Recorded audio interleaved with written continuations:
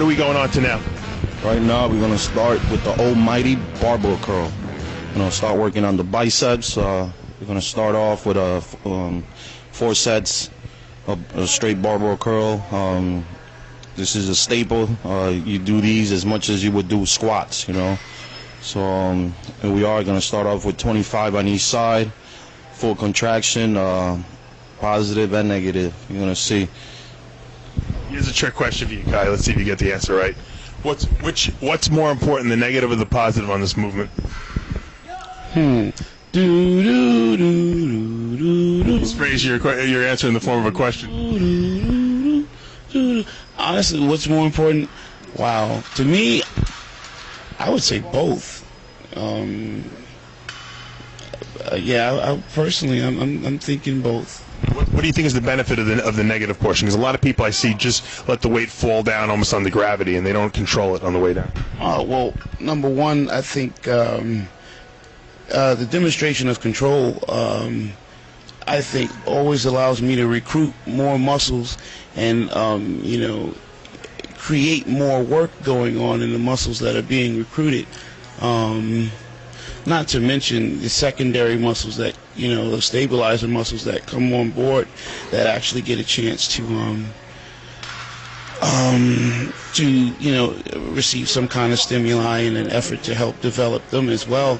That you can end up, inadvertently developing, and at some point later on when you diet down and become ready to compete and you're standing on stage, it speaks in a way of fine detail in other areas that you didn't even know that you were addressing, when you were doing other movements. It could be like the longitudinal muscles in your back, the way they stand up prominently against, the skin. I mean, it's just so many things. Even like now, when you're concentrating on contracting and being in control of that movement, to lower it down under control, there are other muscles that are, on the other side, like even in your glutes or your hamstrings, that, in some way are being recruited to help you demonstrate that kind of control that, now may create a better neurological connection between your mind and that muscle.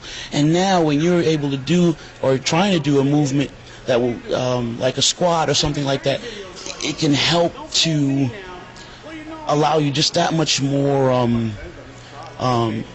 functional awareness that you're not even able to articulate at times.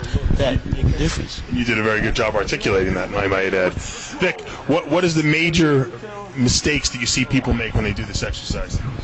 Lean too far back. And by the way, everybody, what Kai meant is, Can you translate? It works both ways. Thank you for the answer to the question. They lean too far back. They hold the bar too far apart. The elbows too high, where they actually add a lot of the work in the anterior deltoids. They straighten out the arms to a point where it no longer has any contraction in the arms, and at the same time at the top they don't squeeze tight enough. This is bicep curl, just like you would do a hamstring curl. You want to feel that squeeze at the top, and you can see Kai does that well. I mean, okay, he looks tighter, fine. He got off a show, You can see every single fiber and every detail in there, He's got some good form, yeah. He's a technician. Whereas I see you, Victor, you have good form, but you have more of a rhythm. I told you, we were talking about this yesterday. Victor's got more of a rhythm to his body, whereas Kai kind of really, there's a very mental connectedness to what he's doing.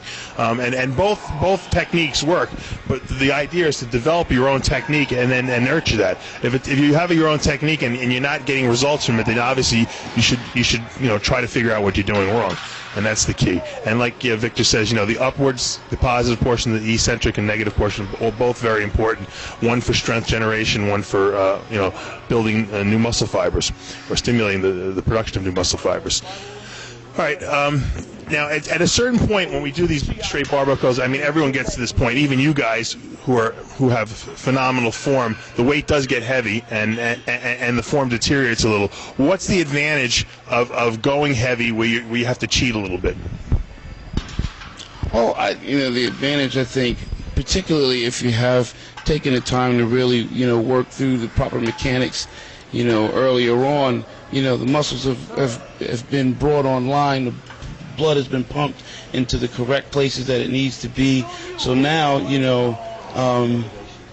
you can turn around and actually, maybe use a little bit of what can be considered bad form, but to pump, some more blood in there, and at the same time give those muscles the feeling or sense of contracting against even greater resistance. I think it can go a long way now in helping to get them accustomed to working with heavier amounts of resistance. Just said it perfectly. It's very hard to move up in weight unless you've actually felt what a heavier weight feels like. So there is a place for cheating, but once again, it's got to be done very carefully, with good form, so you don't hurt yourself. Now I see Victor. Are you mocking Kai there? Yeah, I'm perfect, man. I got good. He's doing some Kai Greene poses there. Come on, I can impersonate everyone. Even you, Dave. I don't want to see that. That's the good thing about visualizing, I can imitate Kai, man. Oh, see, I know what you're trying to do. You're trying to mess me up for my set. That's what you're trying to do. But my concentration is unbreakable.